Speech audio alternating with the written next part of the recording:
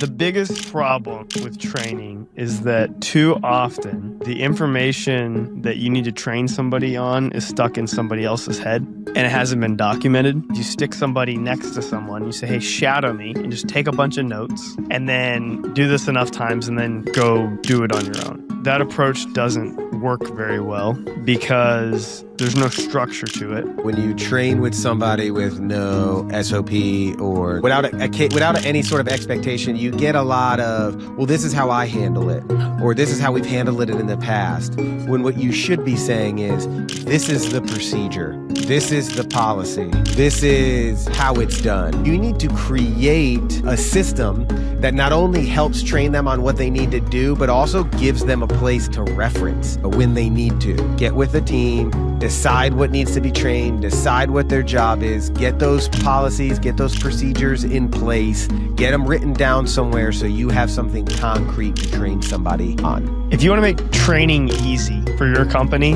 the best thing you can do is make it focused.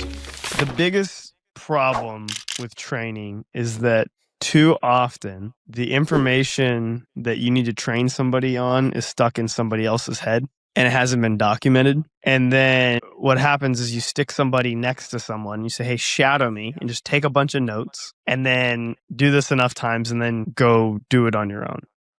And that approach doesn't work very well because there's no structure to it. The person gets information that isn't necessarily pertinent to the job that they're going to be performing. They get information out of order. So there's no foundational level, like building up from one level to the next. And it's overwhelming. The first few days of somebody on a job is like, wow, this is way too much. And so when we put a virtual maintenance coordinator in place for a customer, we do this differently. So what do we do? I mean, the biggest thing is when you train with somebody with no SOP or without any sort of expectation, you get a lot of, well, this is how I handle it, or this is how we've handled it in the past, when what you should be saying is, this is the procedure, this is the policy, this is how it's done. So we work with our customers on hearing what they need done, how they need it done. We work on helping them create the standard operating procedure for how these things get done. And then we reinforce that using LM tools like NotebookLM, where we can compile information like equipment pictures, even small things like emails that go out that says, hey, in the future, handle it this way. And we compile all those things into an LM. And then we use that LM to generate tests, generate flashcards, generate videos, generate how-to guides. And we have found that to be the best way to not only train somebody, but to reinforce that training throughout their career. Because just, one mistake I feel like people make systematically is they're like, I've trained the person, they're going to know how to do this. And you can't just say, I've trained the person, I'm going to know how to do this, because there's always that one thing that they're like, oh yeah, I forgot, I've only did that once, or I only showed that to them once. So you need to create a system that not only helps train them on what they need to do, but also gives them a place to reference when they need to. And so we've found that using an LM has really helped with that. And not only is a first line of defense, so you as the trainer, as the manager, as the director aren't getting bugged with, how do we do this again? How do we do this again? So you really are using it to create an educational center for them to go to first. But all of that is no good if you don't get what's out of your head, what's out of the people on your team's head, and put it into some sort of, this is how we do things guide. How do we hire somebody? We say, oh, you need to sit with your team and have a discussion, record it, however you got to do it. You need to do the same thing with how you want to train somebody. Get with a team, decide what needs to be trained, decide what their job is, get those policies, get those procedures in place, get them written down somewhere so you have something concrete to train somebody on. If you're going to train somebody on something, it can't be in somebody's head. It has to be written down somewhere for them to reference. Because ideally, we'd like to be able to show somebody once and think, oh, that's going to do it. It's not gonna. You need to give them a place to reference and a place to go back to when you do it. If you want to make training easy for your company, the best thing you can do is make it focused. So Mhm. before you even hire somebody, what your overall maintenance process looks like, you're going to know what specific roles and tasks this new hire is going to be performing. They can't do everything. You want to get them super specialized on, especially at first, a specific group of tasks. Mhm. And you want to have really clear instructions on how to perform those really well. And you want to have all of that documented and decided ahead of time. So you mentioned using NotebookLM and using large language models to consolidate a lot of information into being able to answer a question. That's all great, but it doesn't work unless you have that information documented. Exactly. One tool we love to use, and we use it often. I use it as a habit. Like oftentimes I'm just doing work and I'll turn this thing on. There's a company called Loom, and their application, it's Loom. Their application makes screen recording really, really simple. So I just hit Command-Shift-L on my keyboard. And because I use it so much, it has my preferred settings already loaded in. So it's got my face in a little circle, like from the video in the bottom right-hand corner. Because I want people, we're remote, so we like to kind of create as much visualization as you can. Yeah, as much. Yeah, exactly. And then it records. I pick the specific window that I'm going to be recording, and it makes sure it only shows that. And it grabs my microphone, and I'll just talk out loud as I'm performing a task that I think I'm going to actually have somebody else do down the road. And the wonderful thing about Loom is when I hit Command-Shift-L again, when I'm done, it processes the video. It creates a transcript. It creates a video. The video can have subtitles on it as well. They're not perfect, especially I say some things awkwardly, so it doesn't always catch exactly what I'm saying especially if you're making up words like I do. But then I can use this, and we could create make a to-do list out of everything that I said. Make a standard operating procedure out of everything that I said. That standard operating procedure will grab screenshots from the video next to the text and show it. So you can create all these other types of documents that are out of this. And all of that information, I didn't have to do any extra work. I just had to record myself doing something. And that tool, the AI tools inside of Loom and the video recordings, it did everything else. And now I have a bunch of information that I can then go upload as resources into, you mentioned Google's NotebookLM, which is fantastic. Now all of these resources become a library that I can ask questions against. Or I can share this notebook with a new hire and they can ask questions. But even better, one thing that we have everybody do, and we'll do this with our customer stuff and everybody, right? Like it just all depends on what the project is. It'll create a podcast, like a 15-minute podcast episode out of all the resources. It even creates videos now. It creates quizzes. It creates flashcards. It creates all of these interactive learning devices. So we can start somebody and say, hey, today, I want you to get into the notebook. I want you to listen to the podcast, or I want you to watch the video, or I want you to, down the road, review the flashcards and answer and see what you get right and what you don't get right.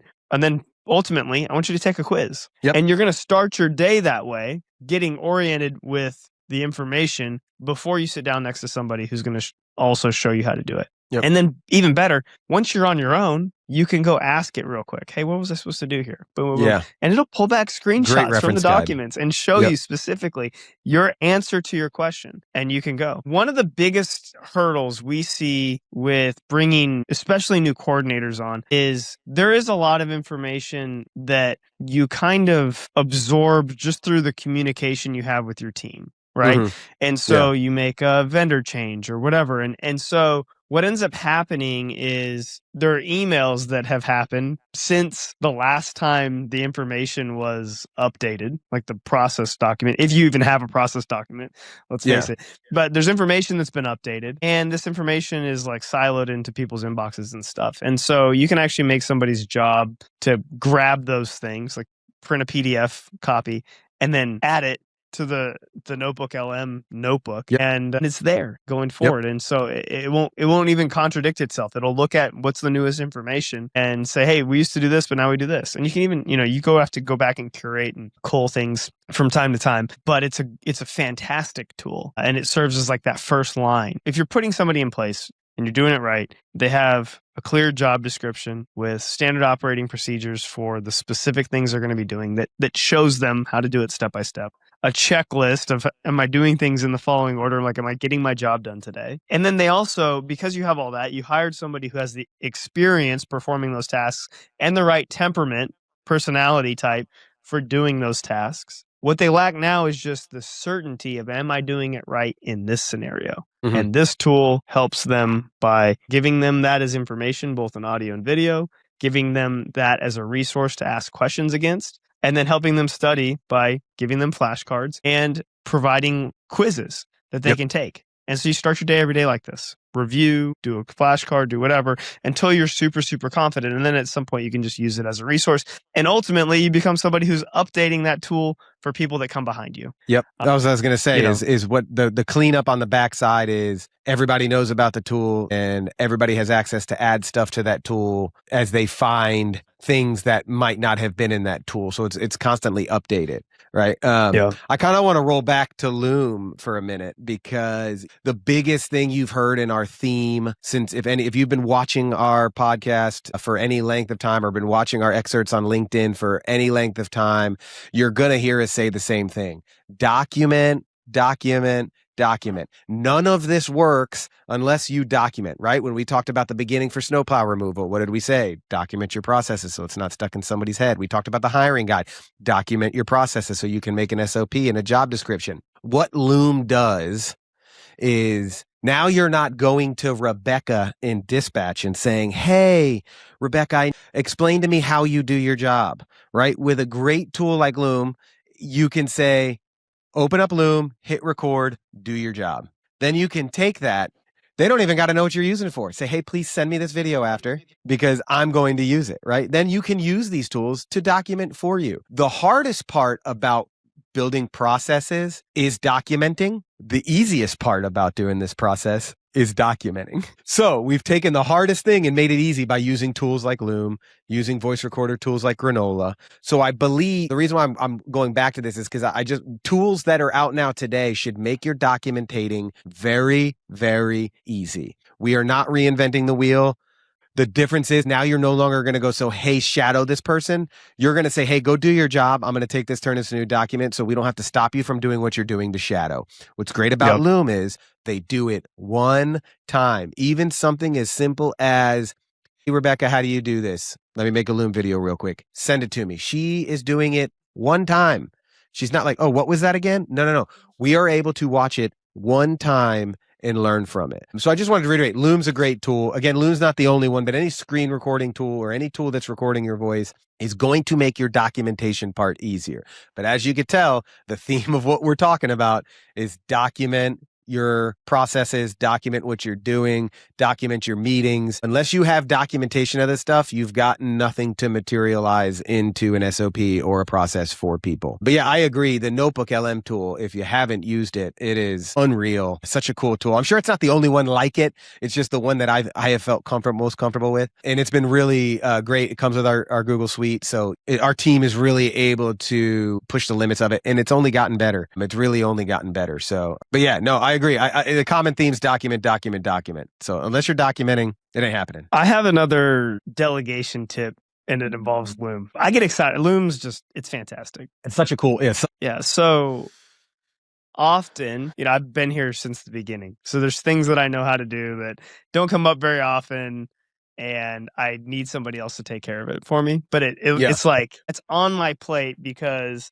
I know how to do it the fastest. And it just like, it's not something that's common. So I fire up a Loom video and I do it real quick. I say, here's what you're going to do. You're going to do this task over and over again, copy this, do this, click this, blah, blah, blah, blah, right?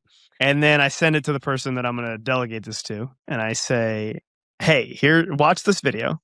And then I want you to record yourself doing this same task and send it back to me so I can make sure that I know that you're doing it correctly. And so they'll do that. They'll send it back. And when I watch that video, I can just comment and say, hey, make this change, or everything looks good. Great. And all that happens just inside of Loom. It's wonderful. It allows us to manage people asynchronously, remotely, without having to get everybody stopping what they're doing in the middle of what they're doing currently so that they can get on a meeting. So the thing about those types of meetings, hey, let me jump on a quick call and show you how to do something real quick. They're never is quick. You get like 5 minutes of ramp up, a bunch of chit chat.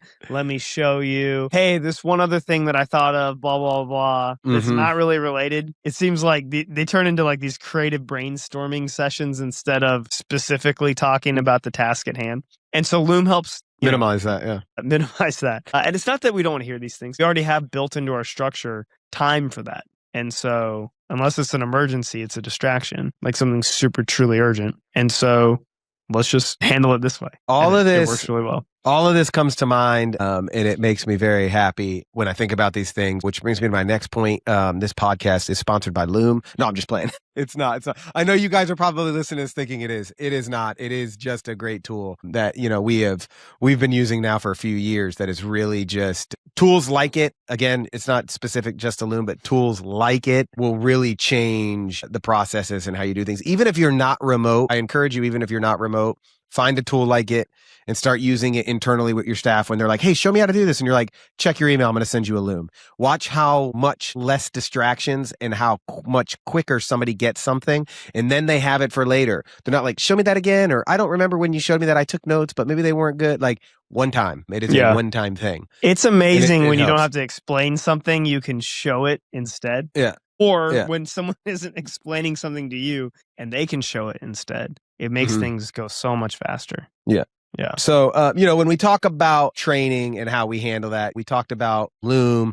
We've talked about NotebookLM. One of the more human sides of it is when you're training somebody is even just working with them. I always tell people, we even use Loom for this too. I'm like, hey, I showed you how to do this. Now Loom yourself doing this and show me how you're doing it, right? We're even using it as a verification tool, not even just a training tool. We're using it even as a verification tool. Before you do it in its entirety, show me doing one, send it to me. Yep. Continue to work on what you're working on. I'll take a look at it and, make sure that you're doing it right. And then we'll continue using it as a verification tool. We're not saying that tools like this are to stop you from the human aspect of working with somebody. Definitely take that into account. Definitely work with people. We're not trying to just completely dehumanize the training process, but it's good to have as reference, and they're good to go into LM tools. If you've up to this training process, if you've taken into account the stuff that we've talked about, again, we're going back to documenting. If you've documented all this stuff correctly, by the time you get to this point,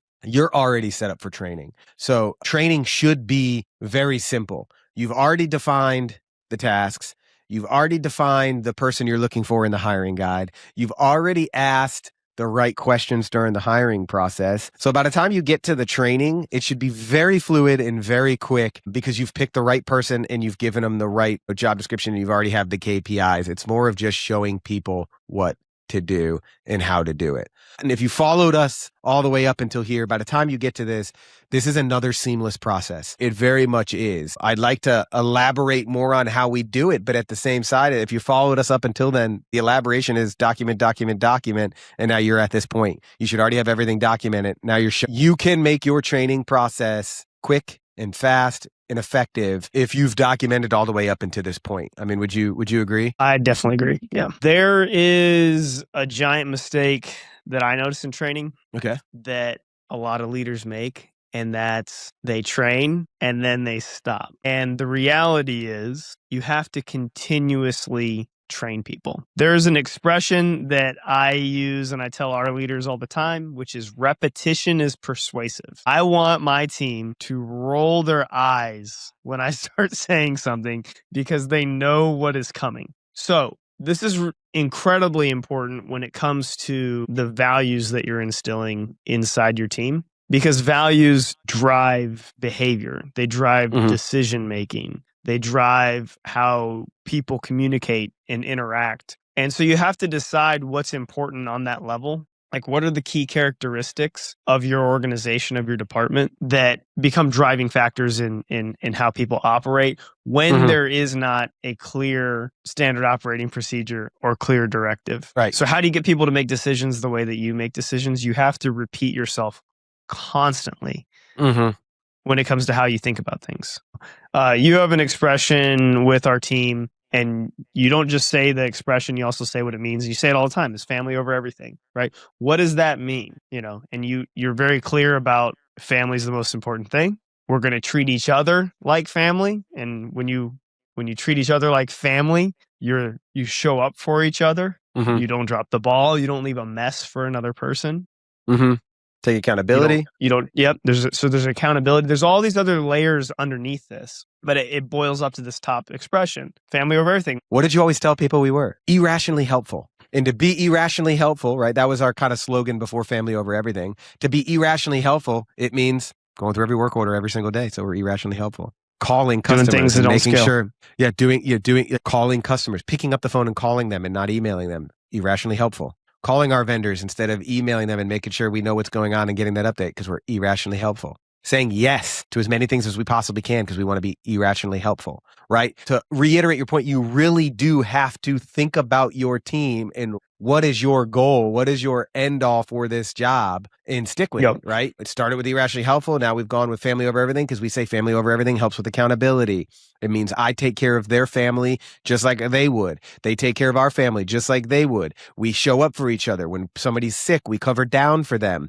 We don't leave messes. We take accountability for the stuff that we do at work, right? All of those things fall under that family over everything. So you as somebody who's running your organization, you have to think of, well, what's our core value? What's our core belief? And then everything else that falls under that core belief. How does that core belief make sure that everything else comes into play? I think that's really great.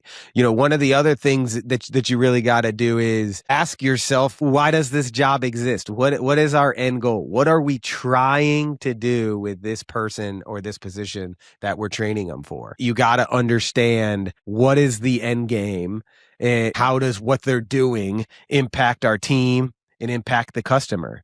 Those are questions you need to be asking yourself when you're talking about training this person, because that needs to be repeated during training as many times. Repetition, I think Scott said in the past couple ones, repetition's a big deal. So find out what is this person's role going to do to impact the team and impact our customers. And then really you got to figure out, what does great look like? If this person's doing a great job, what does great look like? Because that's something you want to be reiterating in training, even down to the micro level. If you're calling vendors, okay, you're calling vendors. What does great look like? All right, I'm going through work orders every day. Well, what does great look like?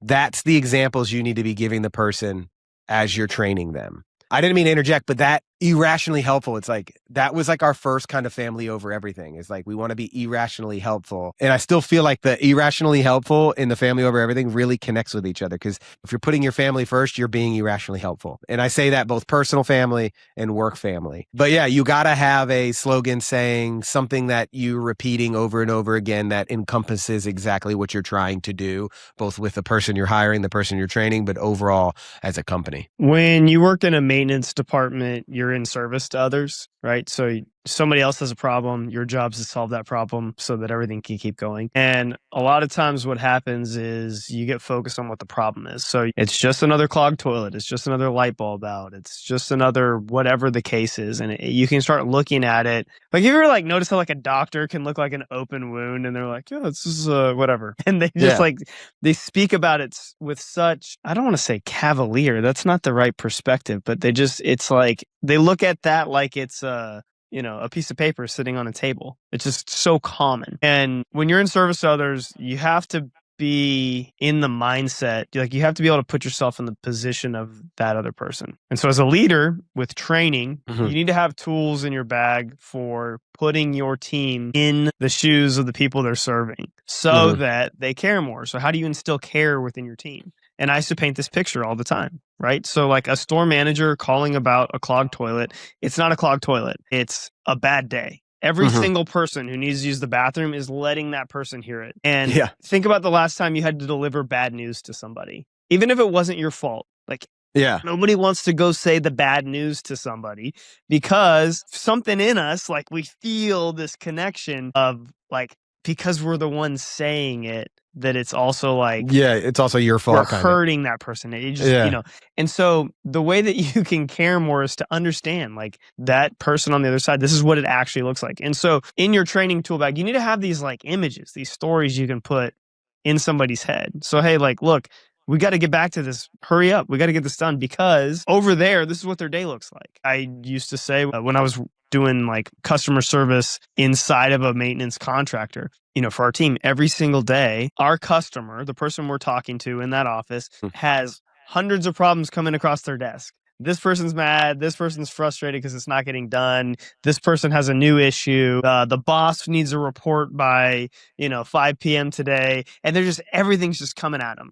And so our job is to take as much as we can off of their desk and onto ours and then deliver them answers and results so they can say, hey, this is done. Here's your report. I got you on your new issue, whatever. Like you have to be the person that understands. We have to be the people that understand that the most. And it's not just a service order. It's somebody's mood. It's how they're going to go home to their family that day. And we always try to tie and paint these things. It's not just the task. You have to train the task. They have to perform the task well, but they also need to get connected to why they're doing it. And again, if you're in service to others, then you need to really have clear pictures of what that looks like on the other end. And it needs to be, full of imagery and descriptions so that your team can understand it. And it helps them connect it to something bigger than itself. Because at the end of the day, getting a toilet fix is not that exciting, but making somebody's day, huge. Yep. It's empathy. I think we use that term a lot in this industry, is having empathy for somebody on the other side, right?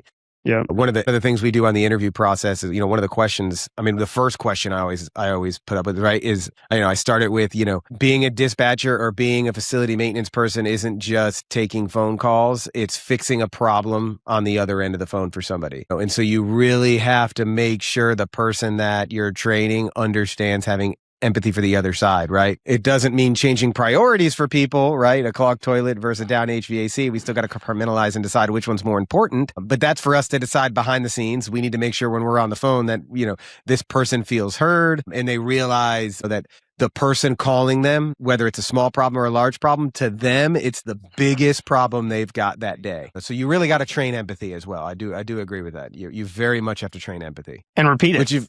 Yeah. And if you ask the right questions, like in our last episode when we were talking about the hiring guide, you ask the right questions, by the time you get to this training process, you're already going to know that person either has it or doesn't. You will. As a leader, you feel like training is your responsibility. And to a degree, it is. You're going to have experience and perspective that other folks on your team don't have.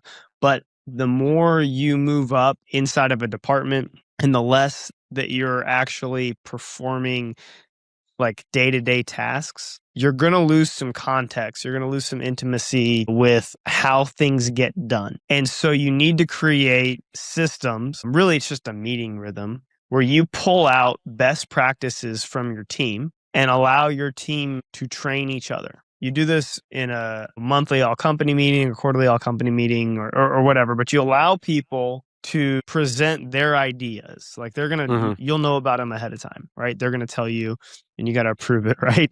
Ultimately, you're deciding, you have veto power here, but you're going to let them present it.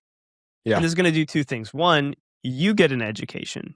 They're going to be training you a little bit on some stuff that you maybe didn't realize, or maybe you did, but it's just something that's been like so far back in your brain that it's not top of mind anymore. It allows them to have pride and ownership in their role and satisfaction. And then it's good for your team because they're going to get more information as well. And so don't lose sight of this. It's not your job to always have the right answers. It's your job to find the right answers. And you can probably find a lot of really great answers to problems that you face or problems that your team faces among the people who are doing the work every single day. I agree. And one of the other big things that, Scott, you taught me this quite many years ago, right? Is when you're training somebody or you're teaching somebody something, or you have your team doing this, one thing you definitely want to make sure that is not happening is, when you're training somebody, they're just like, oh, well, this is just how we do it. And, you don't ever want that to be, it's just how we do it. One thing I've definitely found out when it comes to training people is anytime I ask somebody to do a task or show them how we do something, I explain to them why. Why? You want to give them the why behind it. I feel like when you're training, you need to give whys behind every single task, right? One of the big things I always do it, right, is we tell somebody, hey, we want you to pick up the phone and call them. Why? Explain to them why. The store doesn't read emails. Calling helps helps clarify things and stop mistakes that may be misunderstood over text messages or reading. It gets real-time detail, right? Just explain the whys behind why you have somebody doing something, right? Like even it's procedural, right? We have you do it this way because we want to make sure it is correct. When you're training somebody, they may ask, well, why do we do it this way? But they should never leave a task or a training task trying to figure out why we do it this way. There should always be an explanation as to why you do it that way when you're training. I just feel like it sets clear expectations and it really helps push a process. Because I used to tell people, we're a call first company, we're a call first company, we're a call first company. Now when I train people, I'm very much being like, we're a call first company. Here's why. It helps clarify. It helps get the information faster. It shows that we care. And it helps stop misunderstandings. But until I was like explaining to the team why it was happening, but it left room for like, oh, I may just email this time. It might be faster. It stops people from coming up with ways and reasons why they think their way or another way might be better, and more helps them understand this is why we do things this way. So I think really explaining why during training when you're having somebody do something is really going to help with buy-in and really help with clarity, which is a big deal.